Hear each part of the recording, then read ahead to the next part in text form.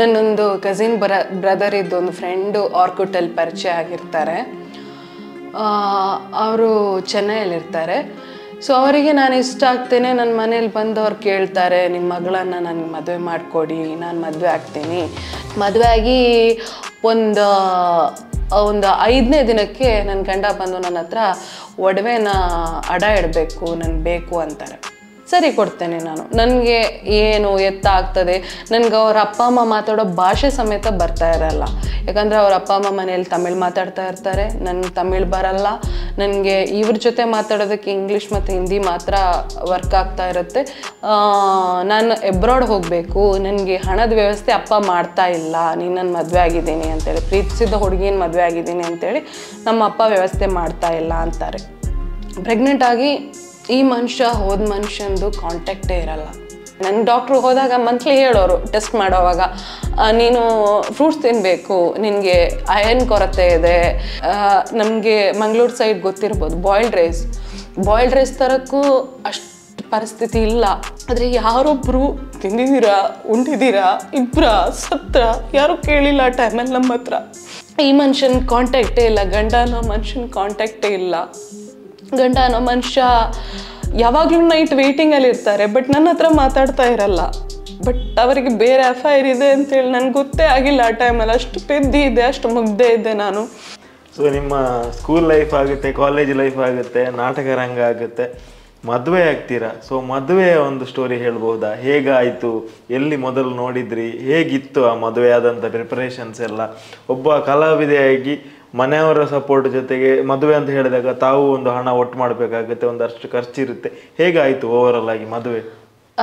ನನ್ನ ಮದುವೆಗೆ ನಾನೇನು ಖರ್ಚು ವೆಚ್ಚ ಅಂತೇಳಿ ಮಾಡೋದಕ್ಕೆ ಅಂತಿರಲಿಲ್ಲ. ನನ್ನೊಂದು ಕಸಿನ್ ಬ್ರದರ್ ಇದ್ದೊಂದು ಫ್ರೆಂಡು ಆರ್ಕುಟಲ್ಲಿ ಪರಿಚಯ ಆಗಿರ್ತಾರೆ. ಅವರು ಚೆನ್ನೈಯಲ್ಲಿರ್ತಾರೆ.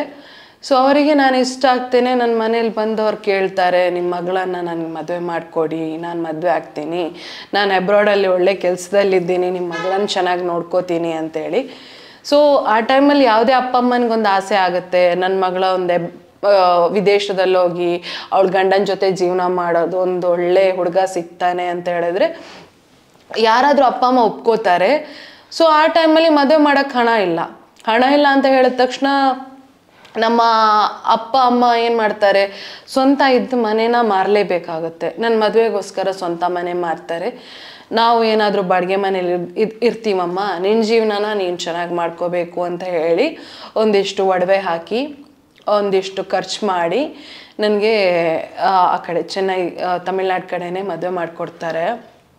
ಸೊ ಒಂದು ಒಳ್ಳೆ ಜೀವನ ಸಿಕ್ತು, ಒಂದೊಳ್ಳೆ ಲೈಫ್ಗೆ ನಾನು ಎಂಟರ್ ಆದೆ. ಇನ್ನೇನಿದ್ರು ಯಾವುದೇ ಒಂದು ಹುಡುಗಿಗೆ ಆಸೆ ಇರುತ್ತೇನೆ, ನಾನೊಂದು ಜೀವನನ ಈ ರೀತಿ ಕಟ್ಕೋಬೇಕು, ನಾನೊಂದು ಫಾರಿನ್ಗೆ ಹೋಗೋದು, ನನ್ನ ಜೀವನ ಈ ರೀತಿ ಇರುತ್ತೆ, ಎಲ್ಲ ಪ್ಲ್ಯಾನ್ಸ್ ಇರುತ್ತೆ. ಅದೇ ರೀತಿ ಗಂಡ ಸಿಕ್ಕಿದಾಗ ನಮಗೂ ಆ ಒಂದು ಆಸೆ, ಆ ಒಂದು ಉತ್ಸಾಹ ಜಾಸ್ತಿ ಇರುತ್ತೆ. ನನ್ನ ಲೈಫ್ ಸೆಟ್ಲ್ ಆಯಿತು, ನಾನೇನು ಏನಾದರೂ ಬದುಕ್ತೀನಿ ಅಂತೇಳಿ ರಂಗಭೂಮಿ ಬಿಟ್ಟು ನಾನು ಮದುವೆ ಆಗ್ತೇನೆ. ಮದುವೆ ಆಗಿ ಒಂದು 5ನೇ ದಿನಕ್ಕೆ ನನ್ನ ಗಂಡ ಬಂದು ನನ್ನ ಹತ್ರ ಒಡವೆನ ಅಡ ಇಡಬೇಕು, ನನಗೆ ಬೇಕು ಅಂತಾರೆ. ಏನಕ್ಕೆ ಅಂತೇನೆ, ಇಲ್ಲ ನಂದು ಫಾರಿನಲ್ಲಿರೋ ಅಕೌಂಟು NRI ಸ್ವಲ್ಪ ಏನೋ ಬ್ಲಾಕ್ ಆಗಿದೆ, ಅದು ಬಂದ ತಕ್ಷಣ ಅಕೌಂಟ್ ಸರಿಯಾದ ತಕ್ಷಣ ಬಿಡಿಸ್ಕೊಡ್ತೀನಿ ಒಡವೆನ ಅಂತಾರೆ. ಸರಿ, ಗಂಡ ತಾನೇ ಕೇಳೋದು, ಕೊಡ್ತೀನಿ. ಇನ್ನೊಂದು 10 ದಿನ ಹೋಗಿ ಮತ್ತೆ ಬರ್ತಾರೆ, ಅಕೌಂಟ್ ಸರಿಯಾಗಿಲ್ಲ, ಅಕೌಂಟಿಂದ ಸ್ವಲ್ಪ ಸರಿ ಮಾಡ್ಸೋಕೆ ಸ್ವಲ್ಪ ಹಣದ ಅವಶ್ಯಕತೆ ಇದೆ. ಸರಿ ಕೊಡ್ತೇನೆ ನಾನು. ನನಗೆ ಏನು ಎತ್ತ ಆಗ್ತದೆ, ನನಗೆ ಅವ್ರ ಅಪ್ಪ ಅಮ್ಮ ಮಾತಾಡೋ ಭಾಷೆ ಸಮೇತ ಬರ್ತಾ ಇರಲ್ಲ. ಯಾಕಂದರೆ ಅವ್ರ ಅಪ್ಪ ಅಮ್ಮ ಮನೇಲಿ ತಮಿಳ್ ಮಾತಾಡ್ತಾ ಇರ್ತಾರೆ, ನನಗೆ ತಮಿಳ್ ಬರಲ್ಲ. ನನಗೆ ಇವ್ರ ಜೊತೆ ಮಾತಾಡೋದಕ್ಕೆ ಇಂಗ್ಲೀಷ್ ಮತ್ತು ಹಿಂದಿ ಮಾತ್ರ ವರ್ಕ್ ಆಗ್ತಾ ಇರುತ್ತೆ. ನನಗೆ ಅವ್ರು ಬೈದರು, ಅವ್ರು ಏನು ನನ್ನ ಹತ್ರ ತಪ್ಪು ಮಾಡ್ತಾ ಇದ್ದೀನಿ ಅಂತ ಹೇಳಿದ್ರು ನನಗೆ ಅರ್ಥ ಆಗ್ತಾ ಇರಲ್ಲ. ಬಟ್ ಈ ಮನುಷ್ಯ ಇದನ್ನು ತಗೊಂಡೋಗಿ ಕುಡಿತಾ ಬರ್ತಾ ಎಲ್ಲ ಇರ್ತಾರೆ. ಸೊ ಲಾಸ್ಟ್ ಮೂಮೆಂಟಲ್ಲಿ ಹೇಳ್ತಾರೆ, ನಾನು ಎಬ್ರಾಡ್ ಹೋಗಬೇಕು, ನನಗೆ ಹಣದ ವ್ಯವಸ್ಥೆ ಅಪ್ಪ ಮಾಡ್ತಾ ಇಲ್ಲ, ನೀನು ನನ್ನ ಮದುವೆ ಆಗಿದ್ದೀನಿ ಅಂತೇಳಿ, ಪ್ರೀತಿಸಿದ ಹುಡುಗಿನ ಮದುವೆ ಆಗಿದ್ದೀನಿ ಅಂತೇಳಿ ನಮ್ಮ ಅಪ್ಪ ವ್ಯವಸ್ಥೆ ಮಾಡ್ತಾ ಇಲ್ಲ ಅಂತಾರೆ. ನಾನು ನಮ್ಮ ಅಮ್ಮನಿಗೆ ಫೋನ್ ಮಾಡ್ತೀನಿ, ಅವರಿಗೆ ಫಾರಿನ್ಗೆ ವೀಸಾ ಇದೆ ಅಂತ ಮಮ್ಮಿ, ಹಣದ ಅವಶ್ಯಕತೆ ಇದೆ, ಹಣ ನಾನು ಕೊಡ್ತೀನಿ ಅಂತಾರೆ ಅಮ್ಮ. ಹಣ ನಾನು ಕೊಡ್ತೀನಿ, ಅವ್ನು ಹೋಗಲಿ ಅಂತಾರೆ. ಸೊ ನಮ್ಮಮ್ಮ 1.5 ಲಕ್ಷ ಕೊಡ್ತಾರೆ ವೀಸಕ್ಕೆ. ಅವಾಗ ಎಷ್ಟಾಗುತ್ತೆ ಅಂತ ನನಗೂ ಗೊತ್ತಿರಲ್ಲ, ಅಪ್ರಾಕ್ಸಿಮೇಟ್ಲಿ 1.5 ಲಕ್ಷ ಆಗುತ್ತೆ ಅಂತ ಹೇಳಿರ್ತಾರೆ, ಅದನ್ನು ಕೊಡ್ತೀವಿ. ಅದನ್ನು ತಗೊಂಡು ಅವ್ರು ಹೋಗ್ತಾರೆ. ಹೋಗೋ ಟೈಮಲ್ಲಿ ನಾನು ಪ್ರೆಗ್ನೆಂಟ್ ಆಗಿರ್ತೀನಿ. ಪ್ರೆಗ್ನೆಂಟ್ ಆಗಿ ಈ ಮನುಷ್ಯ ಹೋದ ಮನುಷ್ಯಂದು ಕಾಂಟ್ಯಾಕ್ಟೇ ಇರಲ್ಲ. ನಾವು ಈ ಮನುಷ್ಯಂದು ಕಾಂಟ್ಯಾಕ್ಟ್ ಮಾಡೋದಕ್ಕೆ ತುಂಬ ಟ್ರೈ ಮಾಡ್ತೀನಿ. ಬಟ್ ಇವ್ರ ಮನೆಯವ್ರಿಗೆ ಗೊತ್ತಿರುತ್ತೆ ಅಪ್ಪ ಅಮ್ಮನಿಗೆ, ಬಟ್ ನನಗೆ ಅದನ್ನು ಅವ್ರು ತೋರಿಸ್ಕೊಡಲ್ಲ. ನಾನು ಕೇಳಿದಾಗ ಇಲ್ಲ ಅಮ್ಮ, ಅವನು ಹಾಗೆ ಹೋದರೆ ಒಂದೊಂದು ಸಲ ರಿಗ್ಗಲ್ಲಿ ಕೆಲಸ ಮಾಡೋದಲ್ಲ, ಅವನಿಗೆ ಅಲ್ಲಿ ನೆಟ್ವರ್ಕ್ ಸಿಗಲ್ಲ, ಕಾಲ್ ಹೀಗೆ ಆಗಿರುತ್ತೆ ಅಂತೇಳಿ ಅವ್ರು ನಾನು ಪ್ರೆಗ್ನೆಂಟ್ ಅಂತೇಳಿ ಸಮಾಧಾನ ಮಾಡ್ತಾ ಇರ್ತಾರೆ. ಕಾಂಟ್ಯಾಕ್ಟ್ಗೆ ಹುಡುಕ್ತೀನಿ 5 ತಿಂಗಳು ನಾನು ಪ್ರೆಗ್ನೆಂಟ್ ಆಗೋವಾಗ ನನಗೊಂದು ನಂಬರಿಂದ ಕಾಲ್ ಬರುತ್ತೆ. ಇದು ನನ್ನ ನಂಬರ್ ಅಲ್ಲ, ನಾನು ಹೋಗಿಬಿಟ್ಟು ಇಲ್ಲಿ ಸ್ವಲ್ಪ ವೀಸಾದ ಪ್ರಾಬ್ಲಮ್ ಆಗಿ ಸಿಕ್ಕಾಕೊಂಡಿದ್ದೆ, ಇದು ನನ್ನ ಫ್ರೆಂಡ್ ನಂಬರು, ಇಟ್ಕೊಂಡಿರು, ಯಾವಾಗಾದರೂ ನಾನೇ ಫೋನ್ ಮಾಡ್ತೀನಿ ಅಂತ ಹೇಳ್ತಾರೆ. ಸೊ ನಾನು ಅದನ್ನು ನಂಬ್ತೀನಿ. ಯಾಕಂದರೆ ಪ್ರೀತಿ ಮಾಡಿದವ್ರನ್ನ ನಾವು ನಂಬ್ತೀವಲ್ವ, ನಾವು ಅದಕ್ಕೋಸ್ಕರ ನಂಬ್ತೀನಿ. ನಾನು ಅವ್ರು ಹೇಳಿದ್ದೆ ಸತ್ಯ ಅಂತೇಳಿ ನಂಬಿ ಮುಂದೆ ಜೀವನಕ್ಕೆ ಅಂತೇಳಿ ಏನು ಮಾಡೋದು. ನಮ್ಮ ಮನೇಲಿ ಅಪ್ಪ ಒಬ್ಬರೇ ಕೆಲ್ಸಕ್ಕೆ ಹೋಗೋದು. ಅವಾಗ ತಂಗಿ, ತಮ್ಮ, ನಾನು, ಅಮ್ಮ, ನಾವಿಷ್ಟು ಜನ ಇರ್ತೀವಿ. ನನಗೂ ಮೊದಲೇ ನಾನು ತುಂಬ ದೊಡ್ಡ ತಿಂಡಿ ಪೋತಿ. ಅದರ ನಂತರ ಪ್ರೆಗ್ನೆಂಟ್ ಆದಮೇಲಂತೂ ತುಂಬ ಆಸೆಗಳು, ಬಯಕೆಗಳು ತುಂಬ ಇರುತ್ತೆ. ಅದು ತಿನ್ನಬೇಕು, ಇದು ತಿನ್ನಬೇಕು ಅಂತೇಳಿ. ತುಂಬ ಸಮಯ ಅಂದರೆ ಮನೇಲಿ ಅಪ್ಪ ಒಬ್ಬರೇ ದುಡಿಬೇಕು, ಕೂಲಿ ಕೆಲಸಕ್ಕೆ ಹೋದರೆ ಎಷ್ಟು ಸಿಗುತ್ತೆ ಅಂತ ಗೊತ್ತು, ಬಾಡಿಗೆ ಮನೆ, ಬಾಡಿಗೆ ಕಟ್ಟಬೇಕು, ಈ ರೀತಿ ಎಲ್ಲ ಪೊಸಿಷನ್ಸ್ ಇರೋವಾಗ ಕಷ್ಟ ಬಿದ್ದು ನಮ್ಮಪ್ಪ ನನಗೆ ಚಿಕನ್ ಅಂದರೆ ತುಂಬ ಇಷ್ಟ ಅಂತ ಹೇಳ್ಬಿಟ್ಟು ಚಿಕನ್ ತರೋಕ್ಕಾಗದೆ ಕಡಿಮೆಗೆ ಲಿವರೆಲ್ಲ ಸಿಗುತ್ತೆ, ಅದೆಲ್ಲ ತಂದು ಕೊಡೋರು. ಅಂದರೆ ನನ್ನ ಬಯಕೆ ತೀರಿಸ್ಬೇಕು ಅಲ್ವಾ, ಅದಕ್ಕೋಸ್ಕರ. ಎಲ್ಲಿ ತನಕ ಅಂದರೆ ನನಗೆ ಹಣ್ಣು ತಿನ್ನೋದಕ್ಕೆ ಆಸೆ. ಮನೆಯಲ್ಲಾಗಿರೋ ಸಪೋಟ ಹಣ್ಣು, ಮರದಲ್ಲಿ ಬೆಳೆದಿರೋ ಸಪೋಟ ಹಣ್ಣು ಮತ್ತು ಗಿಡದಲ್ಲಾಗಿರೋ ಬಾಳೆಹಣ್ಣು ಮನೇಲಿ ಅದನ್ನೇ ತಿಂದಿದ್ದೀನಿ ಅಲ್ಲದೆ ಯಾವುದೇ ಬೇರೆ ಹಣ್ಣುಗಳನ್ನು ನನ್ನ ಲೈಫಲ್ಲಿ ನೋಡಿಲ್ಲ. ಎಲ್ಲ ಗರ್ಭಿಣಿಯರು ಫ್ರೂಟ್ಸ್ ತಿಂದಿರ್ತಾರೆ, ಆಮೇಲೆ ಏನು ಎಳ್ನೀರು ಕುಡ್ದಿರ್ತಾರೆ. ನನಗೆ ಡಾಕ್ಟ್ರಿಗೆ ಹೋದಾಗ ಮಂತ್ಲಿ ಹೇಳೋರು ಟೆಸ್ಟ್ ಮಾಡೋವಾಗ, ನೀನು ಫ್ರೂಟ್ಸ್ ತಿನ್ನಬೇಕು, ನಿನಗೆ ಅಯರ್ನ್ ಕೊರತೆ ಇದೆ, ನಿನಗೆ ಅದು ಕೊರತೆ ಇದೆ, ಇದು ಕೊರತೆ ಇದೆ. ಎಲ್ಲಿ ತನಕ ಅಂದರೆ ನಮಗೆ ಮಂಗಳೂರು ಸೈಡ್ ಗೊತ್ತಿರ್ಬೋದು, ಬಾಯ್ಲ್ಡ್ ರೈಸ್ ತರೋಕ್ಕೂ ಅಷ್ಟು ಪರಿಸ್ಥಿತಿ ಇಲ್ಲ. ನಾವು ಸೊಸೈಟಿಯಾಗಿ ಊಟನೇ ಮಾಡೋದು. 6 ತಿಂಗಳಿರೋವಾಗ ನನ್ನನ್ನು ಅಡ್ಮಿಟ್ ಮಾಡ್ತಾರೆ ಹಾಸ್ಪಿಟಲ್ಗೆ. ಅಡ್ಮಿಟ್ ಮಾಡಿದಾಗ ಮಗು ತುಂಬ ವೀಕ್ ಇದೆ, ಅಂದರೆ 6 ತಿಂಗಳಿಗೆ ಆದಷ್ಟು ಬೆಳೆದಿಲ್ಲ ಮಗು, ನೀನು ಚೆನ್ನಾಗಿ ಊಟ ಮಾಡಬೇಕಮ್ಮ ಅಂತಾರೆ. ಊಟ ಮಾಡಬೇಕು, ಯಾವ ಅಕ್ಕಿ ಊಟ ಮಾಡ್ತೀಯಾ? ಸೊಸೈಟಿ ಅಕ್ಕಿ ತಿನ್ನಬಾರ್ದಮ್ಮ, ಈ ಟೈಮಲ್ಲಿ ಹೀಟ್ ಆಗುತ್ತೆ, ಬಾಯ್ಲ್ಡ್ ರೈಸ್ ತಿನ್ನಬೇಕು. ಬಾಯ್ಲ್ಡ್ ರೈಸ್ ತಿನ್ನೋದಕ್ಕೂ ಇರಲ್ಲ ಮನೆಯಲ್ಲಿ, ಹೇಳೋದಕ್ಕೂ ಆಗಲ್ಲ. ಇಲ್ಲ, ನನಗೆ ಸೊಸೈಟಿ ಅಕ್ಕಿ ಊಟ ಇಷ್ಟ ಅಂತೀನಿ ನಾನು. ಆದರೆ ನಮ್ಮಮ್ಮ ಪಾಪ ನನಗೆ ಅಂತೇಳಿ ಪಾಪ 10 kg ಬಾಯ್ಲ್ಡ್ ರೈಸ್ ಅಕ್ಕಿ ತಂದು ಅದರಿಂದ ಅನ್ನ ಮಾಡಿಕೊಡೋರು ನಮ್ಮಮ್ಮ. ಅದನ್ನು ತಿನ್ನೋದಕ್ಕೂ ತುಂಬ, ಅಂದರೆ ನನಗೆ ತಂಗಿ ತಮ್ಮ ತುಂಬ ಸಣ್ಣವರು, ಅವರು ಆಸೆ ಪಡ್ತಾರೆ ನಾನು ತಿನ್ನೋವಾಗ. ನಾನು ಮತ್ತೆ ಹೇಳೋದು, ಬೇಡ, ಅವ್ರು ಕೊಡೋದಾದರೆ ಮಾತ್ರ ಮಾಡಿ, ನನಗೊಬ್ಳಿಗೆ ಕೊಡೋದಾದರೆ ಮಾಡಬೇಡಿ ಅಂತೇಳಿ.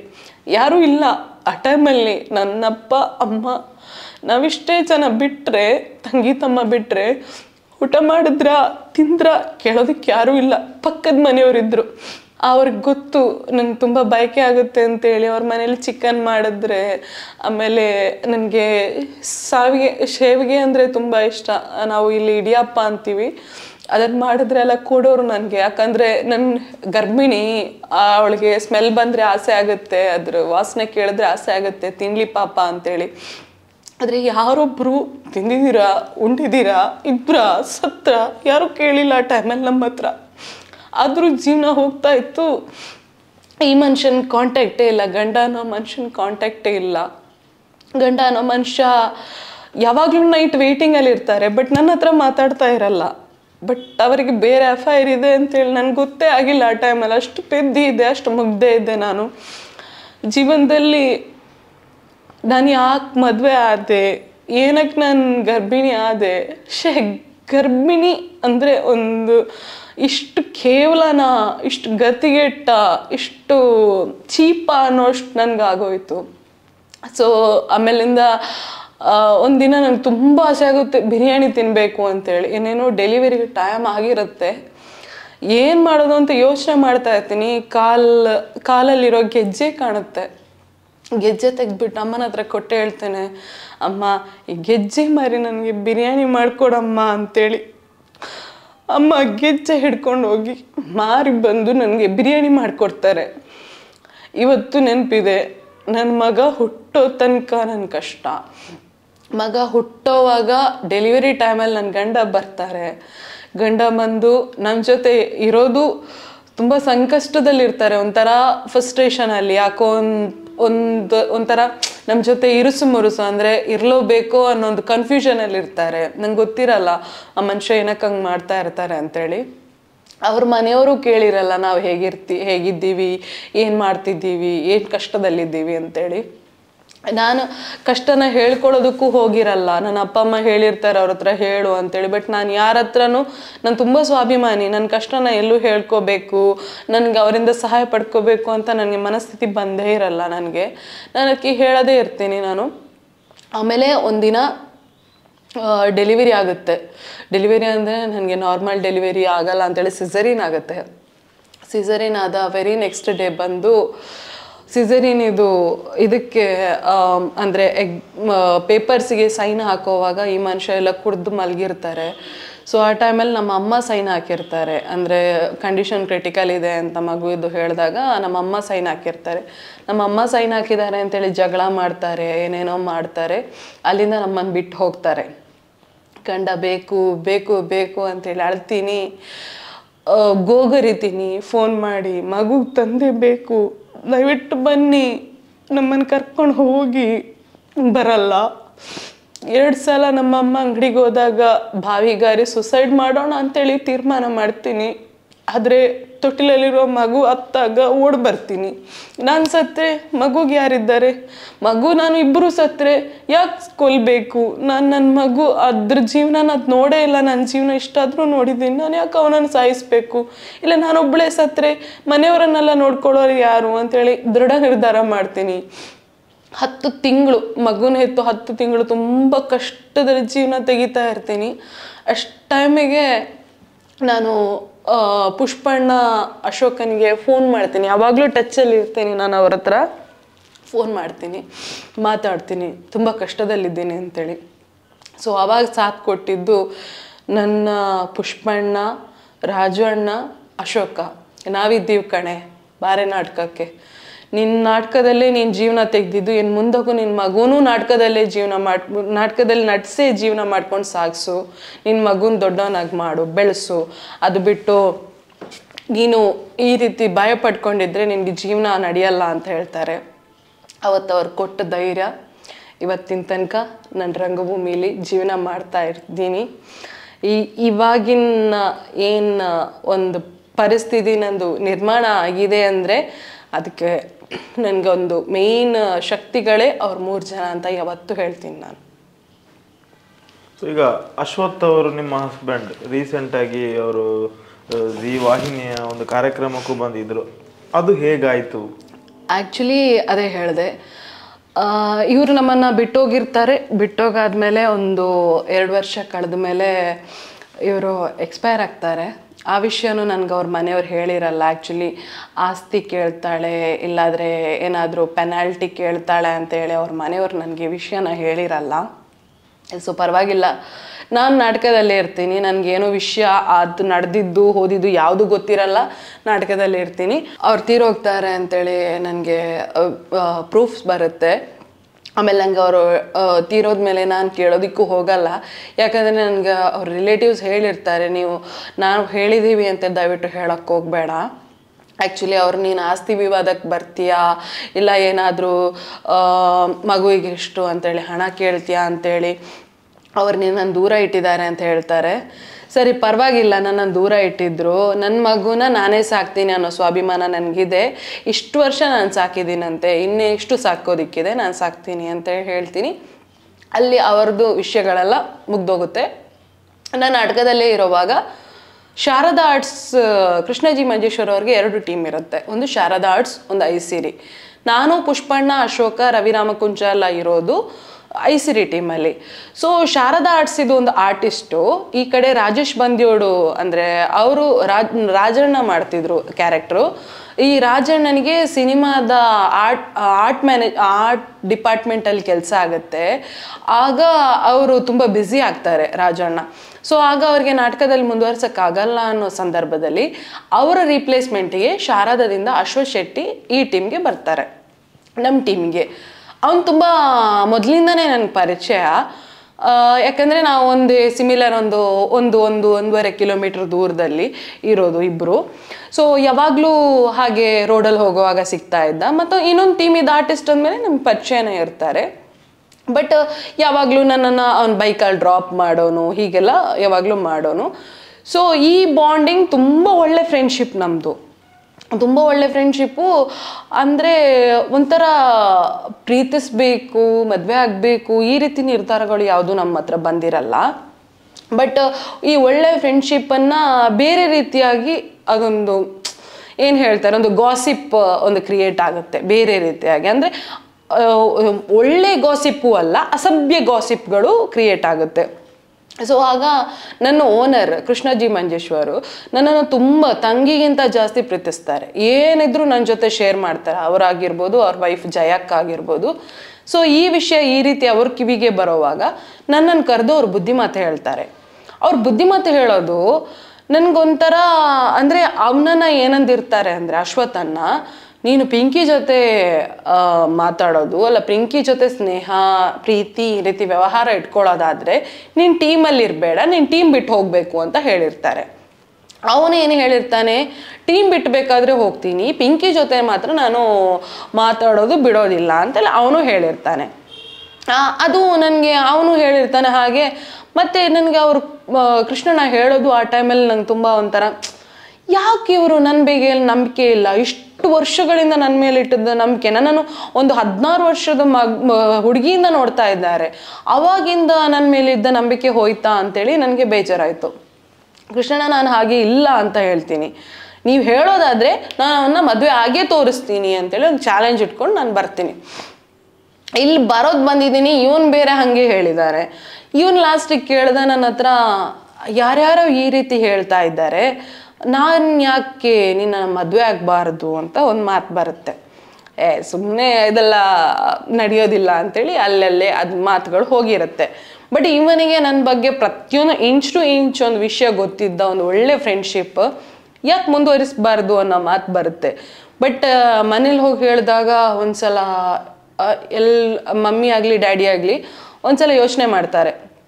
ಡ್ಯಾಡಿ ಬೇಡಾನೇ ಹೇಳ್ತಾರೆ, ಮಮ್ಮಿ ಆದರೂ ನನಗೋಸ್ಕರ, ಯಾಕಂದರೆ ನಾವೆಷ್ಟು ವರ್ಷ ನಿಮ್ಮ ಜೊತೆ ಇರ್ತೀವಿ ಅಂತ ಗೊತ್ತಿರಲ್ಲ, ಬಟ್ ಮುಂದಿನ ಜೀವನಕ್ಕೆ ನಿನ್ಗೆ ಯಾರಾದರೂ ಆಧಾರ ಬೇಕೇ ಬೇಕು ಅಂತೇಳಿ ಒಪ್ತಾರೆ. ಬಟ್ ಡ್ಯಾಡಿ ಒಪ್ಪಲ್ಲ. ಡ್ಯಾಡಿಗೆ ಒಂದ್ಸಲ ಆಗಿದ್ದು ಸಾಕು, ನೀನು ಬಂದ ಕಷ್ಟ, ಮಗು ಬಂದ ಕಷ್ಟ ನಾವು ನೋಡಿದ್ದೀವಿ, ಇನ್ನೊಂದ್ಸಲ ಜೀವನ ಆ ರೀತಿ ಬೇಡ ಅಂತಾರೆ. ಬಟ್ ನನಗೇನು ಅಂದರೆ ಅಶ್ವಥ್ ಬಗ್ಗೆ ಅಂದರೆ ಅವನ ಬಗ್ಗೆ ಒಂದು ನಂಬಿಕೆ ಇರುತ್ತೆ, he is the best one ಅಂತೇಳಿ. ನನಗೊಂದು ಏನೋ ಒಂದು ಕಡೆ ನನಗೆ ಅದೊಂದು ಬ್ಲಿಂಕ್ ಆಗ್ತಾ ಇರುತ್ತೆ, ನನಗೆ ಇವನಿದ್ರೆ ಪರ್ಫೆಕ್ಟ್ ನನ್ನ ಲೈಫಲ್ಲಿ. ಯಾಕಂದರೆ ಎಲ್ಲ ಆ್ಯಂಗಲಲ್ಲಿ ನೋಡೋವಾಗ ಒಬ್ಬ ಫ್ರೆಂಡಾಗಿ ತುಂಬ ಸಾಥ್ ಕೊಟ್ಟವ, ನನ್ನ ಲೈಫ್ ಪಾರ್ಟ್ನರಾಗಿ ಬಂದರೆ ಇವನು ಎಷ್ಟು ಸಾಥ್ ಕೊಡ್ಬೋದು ಅನ್ನೋ ಯೋಚನೆ ಇರುತ್ತೆ. ಆದರೆ ಬಟ್ ಡ್ಯಾಡಿಗೆ ಜೀವನ ಹಾಳಾಗುತ್ತೆ, ಬೇಡ ಅನ್ನೋ ಮೆಂಟಾಲಿಟಿಲೇ ಇರ್ತಾರೆ. ಬಟ್ ಫೈನಲಿ ಮದುವೆ ಆಗುತ್ತೆ.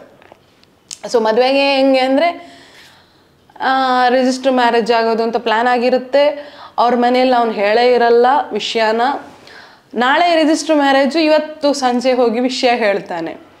ಹೇಳಿದಾಗ ಮನೇಲಿ ಎಲ್ಲರೂ ಒಂದ್ಸಲ ಗಾಬರಿ ಬೀಳ್ತಾರೆ, ಯಾರಾದರೂ ಆಬ್ವಿಯಸ್ಲಿ ನಾನಾದರೂ ನಾಳೆ ಅಷ್ಟೇ ಒಂದ್ಸಲ ಭಯ ಬಿದ್ದರು. ಇವಾಗ ಬಂದು ನಾಳೆ ರಿಜಿಸ್ಟರ್ ಮ್ಯಾರೇಜ್ ಬರಬೇಕು ಅಂದರೆ ಹೆಂಗೆ ಬರ್ತೀವಿ, ನಾವು ಬರಲ್ಲ ಹೋಗು ಅಂತಾರೆ. ಕೆಲವರು ಮನೇಲಿ ನಾವು ಬರ್ತೀವಿ ಸಪೋರ್ಟ್ ಮಾಡ್ತೀವಿ ಅಂತೇಳಿ ನಿಂತಿರ್ತಾರೆ. ಸೊ ಅವನ ತಮ್ಮ ಆ ಟೈಮಲ್ಲಿ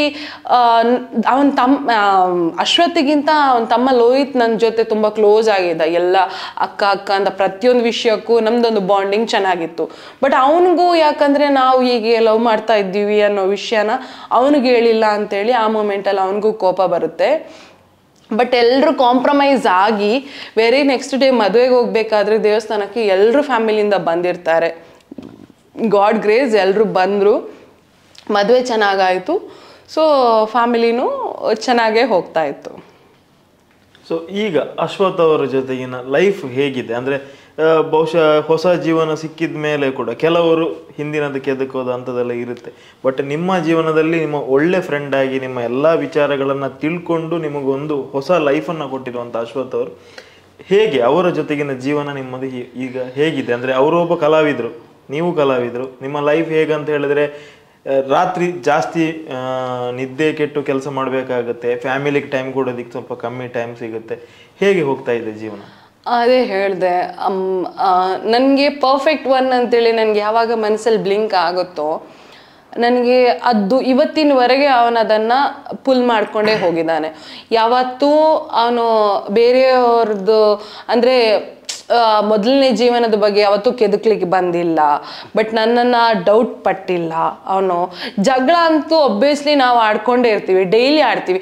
ಹೆಚ್ಚು ಜಗಳ ಆಗೋದೇ ತಿನ್ನೋದ್ರ ಬಗ್ಗೆ ನಮ್ಗಾಗುತ್ತೆ, ಅದು ಬಿಟ್ಟರೆ ಬೇರೆ ಜಗಳ ಆಗಿರಲ್ಲ ನಮ್ಮ ಹತ್ರ. ಬಟ್ ಯಾಕಂದರೆ ನನ್ನನ್ನು ತುಂಬ ನನ್ನ ಅಮ್ಮನ ನಂತರ ನನ್ನನ್ನು ತುಂಬ ಅರ್ಥ ಮಾಡ್ಕೊಂಡಿದ್ದು ನನ್ನ ತಂಗಿ ತಮ್ಮ ಇಬ್ಬರು ನನ್ನ ಅಮ್ಮನ ನಂತರ ಅರ್ಥ ಮಾಡ್ಕೊಂಡಿದ್ದು. ಅಂದರೆ ಅದರ ನಂತರ ನನ್ನನ್ನೊಂದು ಅರ್ಥ ಮಾಡ್ಕೊಂಡಿದ್ದು ಅಂದರೆ ನನ್ನ ಗಂಡ ಅಶ್ವಥ್. ಆ್ಯಕ್ಚುಲಿ ಏನಂದರೆ ನಾನು ಯಾವ ಮೂಮೆಂಟಲ್ಲಿ ಹೆಂಗಿರ್ತೀನಿ, ನನ್ನ ಮೂಡ್ ಸ್ವಿಂಗ್ಸ್ ಹೆಂಗಿರುತ್ತೆ ಅಂತೇಳಿ ಅವ್ನಿಗೆ ಗೊತ್ತಿರುತ್ತೆ. ಬಟ್ ಯಾವ ಟೈಮಲ್ಲೂ ನಾನು ಎಲ್ಲಿ ಹೋಗ್ತೀನಿ ಅಂತ ಹೇಳಿದ್ರು ಓಪನ್ ಆಗಿ ನೀನು ಹೋಗಮ್ಮ, ನೀನು ಮಾಡ್ಕೊಂಡು ಬರಮ್ಮ, ನೀನು ಒಂದು ದೊಡ್ಡ ವೇದಿಕೆಗೆ ಹೋಗ್ತೀನಿ, ಈ ರೀತಿ ಪ್ರೋಗ್ರಾಮ್ಗೆ ಹೋಗ್ತೀನಿ ಅಂತ ಹೇಳೋದು ಮೊದಲೇ ಹೇಳಲ್ಲ. ಒಂದು ದೊಡ್ಡ ಸಿನಿಮಾದ್ದು ಹೀಗೆ ಆಫರ್ ಬಂದಿದೆ ಅಂತ ಹೇಳಲ್ಲ. ಇಮಿಡಿಯೇಟ್ ಅದಕ್ಕೆ ಹೋಗ್ತೀನಿ ಅಂತೇಳಿ ನಾನು ನಾಳೆ ಹೋಗೋದಕ್ಕಿದೆ ಇವತ್ತು ಹೇಳಿದ್ರು ಹೋಗಮ್ಮ ಅಂತ ಹೇಳ್ತಾನೆ. ಸೊ ಅಷ್ಟು ಸಪೋರ್ಟಿವ್, ಅಷ್ಟು ನನ್ನನ್ನು ನಂಬ್ತಾನೆ. ಒಂದಂದರೆ ಆ ನಂಬಿಕೆ ಅಂದರೆ ನಾನು ಅಂದರೆ ನಂಬಿಕೆ ಅನ್ನೋದೊಂದಿದ್ರೆ ಅದು ಅವನೇ ನನಗೆ. ಅಂದರೆ ಒಂಥರ ಏನಂದರೆ ಅವನು ಫ್ರೆಂಡ್ ಅಂತ ಹೇಳೋಕ್ಕೂ ಆಗಲ್ಲ, ಈ ಕಡೆ ಗಂಡ ಅಂತೂ ಹೇಳೋಕ್ಕಲ್ಲ. ಆ ಒಂದು ಬಾಂಡಿಂಗ್ ನಮ್ಮದು. ಆ್ಯಕ್ಚುಲಿ ಈ ರೀತಿ ಗಂಡ ಹೆಂಡತಿ ಎಲ್ಲೂ ಸಿಗಲ್ಲ. ಎಷ್ಟು ಜಗಳ ಆಡಿ 11 ತಿಂಗಳು ದೂರ ಇದ್ದು ಮತ್ತೆ ಜೊತೆಗೆ ಬಂದು, ಸೊ ಆ ಬಾಂಡಿಂಗ್ ಒಂಥರ ಹೆಂಗಿರುತ್ತೆ ಅಂದರೆ ನೋಡಿದವ್ರು ಹೇಳ್ತಾರೆ ನಿಮ್ಮ ಜೊತೆ ನಾವಿದೀವಲ್ಲ ನಾವು ಹುಚ್ಚರು ಅಂತಾರೆ. ಸೊ ಆ ರೀತಿ ಒಂದು ಬಾಂಡಿಂಗ್ ನಮ್ಮದು ಅಷ್ಟೇ.